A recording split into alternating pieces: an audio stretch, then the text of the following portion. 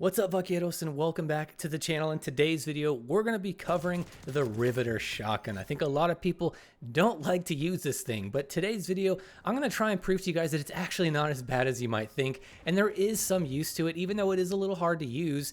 This thing actually does pack a punch in some ways, and I'm going to show you guys 3 different builds that I found that were kind of fun and actually pretty useful to use. So as always, timestamps will be in the description below if you want a particular class setup or part of the video, so keep that in mind. But with all that being said, let's just go ahead and hop into the basic stats of the gun. So getting into it, this is sort of the overall damage and ranges I could find for this gun. And keep in mind, these are best case scenarios, testing on someone who's not moving at all, there's no connection issues, everything is perfect. This is your best case scenario. Up close, you're going to be getting 2 shots with this thing, which is really nasty. You have a great 3-shot range with this thing out to about the 12-meter mark, which is kind of ridiculous. It's actually pretty good for a gun like this. And then out past that to 21, you get about 4 shots. Again, keep in mind, this is best case scenario.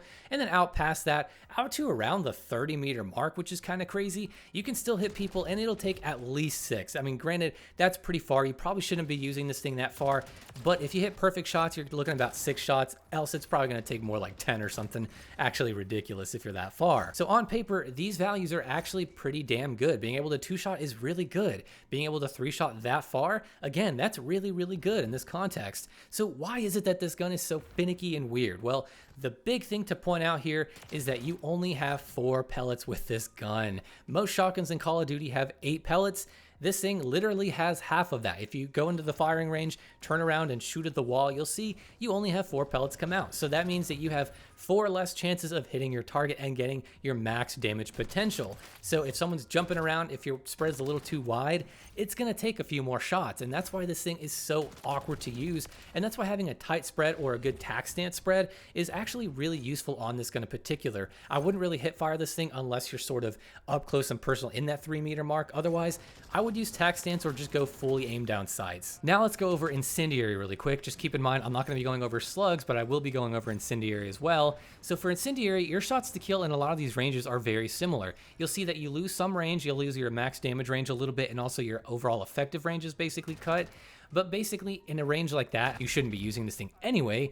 But basically, up close, it's still a 2-shot out to about 14 meters, which is kind of cool. It was still 3-shotting from what I could tell. Granted, this is kind of difficult to test. It's very wonky testing shotguns. So it's still possible to 3-shot, and then out past that, it's a 4-shot. Again, these are best case scenario, and this is based off of sort of the initial pellet damage. Keep in mind that with Incendiary, you do about the same base pellet damage, but you do also have a burn that kicks in. Now, when there is no EOD equipped, you can deal about 10 to 15 points of damage per tick of burn, which is kind of cool. And then if you do have EOD equipped, it reduces that to about 6 to 9 at times. It's really finicky. Sometimes it's 6, sometimes it's 9, sometimes it's even 3 or 5. It's just all over the place. But keep in mind, EOD will reduce the burn damage that you get with Incendiary. So that is something to keep in mind. But overall, it doesn't really seem to affect your shots to kill. Now, it might impact your ability to actually do kill trades, where if you shoot someone, they kill you. Sometimes you might get a burn kill after that, after you die, but EOD will make it that's less likely. So I can see why it's sort of a counter to it, but really it's still going to take about the same shots to kill from what I can tell. So Incendiary is kind of the way to go in most cases because you just deal more damage overall with that burn. So even though you're losing some range, it's still pretty damn effective. Now I do want to talk about the 410 ball attachment because that is pretty funny. It basically cuts down your pellets by 1, so you only have 3 pellets, which 4 was already bad enough. But this thing gives you more damage per pellet, so it sounds like a good trade-off, right? Well, this is where things get a little interesting. So I'll show you guys the sort of overall damage that you can do with this thing in the stats. And if you notice, the shots to kill are kind of weird, right? Why can't you 2-shot up close and personal if you do more pellet damage overall? Well, the issue here is that with the ball attachment, your damage is capped at 2 pellets. So even though you do more damage per pellet by quite a bit, actually, you're only capped at 2 pellets. So the base ammo is able to 2-shot because you do more overall damage than the ball attachment. So the ball basically just gives you sort of more range overall, but it hurts your damage and how much you do in general. Now, a lot of the shots to kill in some of these ranges are pretty much the same. It's going to be pretty consistent throughout these ranges, but you only have 3 pellets and you're capped at 2. So it's just kind of a weird system. So don't be fooled. Even though it says you're getting more damage per pellet, that is true. You're capped at 2 pellets, not 4. So you do less damage overall. So keep that in mind. But basically, yeah, you can't 2-shot with this thing. You're getting an okay 3-shot that's still not as good as the base ammo, but your 4-shot is interesting because it can go past 6 meters, past 12 meters, And from what I can tell, there is no range where you can't get hit markers with this thing, which seems to me like it's a bug. I don't think you're supposed to be getting hit markers like at 50 or 60 meters like you can with this thing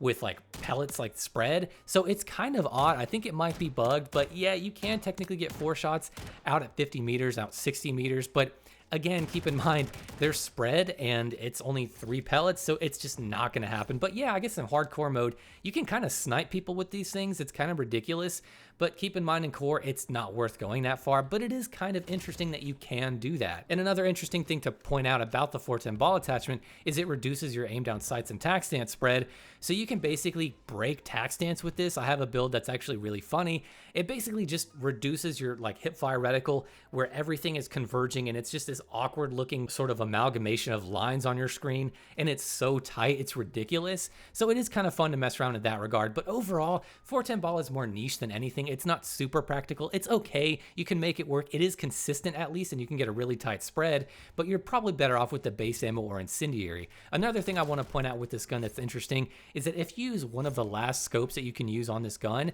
which I think is like the Daunt C20 scope or something along those lines, there's also another scope you can use, they reduce your aim down sight spread to 0, and that and the Haymaker both can actually get slug tight spreads at insane distances. Like, it's literally a slug with these scopes on. Now, in terms of practicality, not super practical because this is a shotgun, you need to be up close. And hardcore, I guess you can make an argument for that, but in most cases, it's more just kind of funny that you can do that and not super practical. Now let's go over 3 builds that I think you guys should be checking out. First off, we have the most sort of balanced incendiary build. So this one, we are going to be using that Draven 20 long barrel. This is a great barrel, it gives you like 34% more range, but it doesn't really hurt your mobility much at all, really. So it's a pretty awesome barrel to have.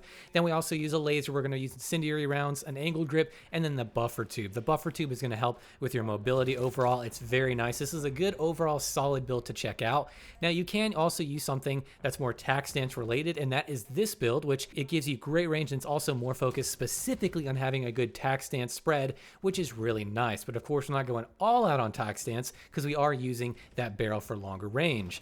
Then we have the oops, I broke tac stance build, which is basically using the 410 gauge ball, and we're getting an absolutely ridiculously silly looking tac stance spread that's just kind of wonky. It's actually pretty usable. Like, it's actually a legitimately useful build, but I just think you're better off with the other builds. They're generally a little bit better in terms of the damage potential and such, but this is a pretty solid build, and more than anything, it's just funny to look at, and you should definitely try it at least once before it gets patched. As for my overall thoughts on this shotgun, I think it's better than people give it credit for, but I do think it's still kind of subpar. It still feels just like a little too weak given a lot of guns in the game, but that's just the nature of 150 health and how they decided to balance things out. I either die in one shot from the Lockwood 680 and I can't do anything with this gun, or I'm getting melted by an SMG, or in the off chance I do catch someone with their pants down, or I just win a fight because maybe they weren't hitting their shots very well. I can win fights with this one, but in a lot of situations you just feel like you're kind of at a disadvantage unless you're point blank, in which case, well, the 680 is probably going to kill you. But this thing,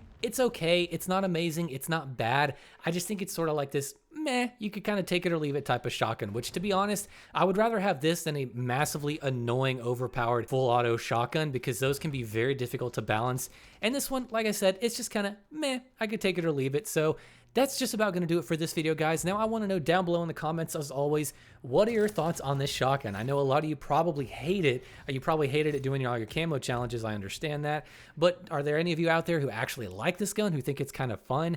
Do you like using the ball ammo attachment on it? I will be making a video on slugs on this in the future, so keep an eye out for that. But with all that being said, guys, I will see you in the next shotgun video.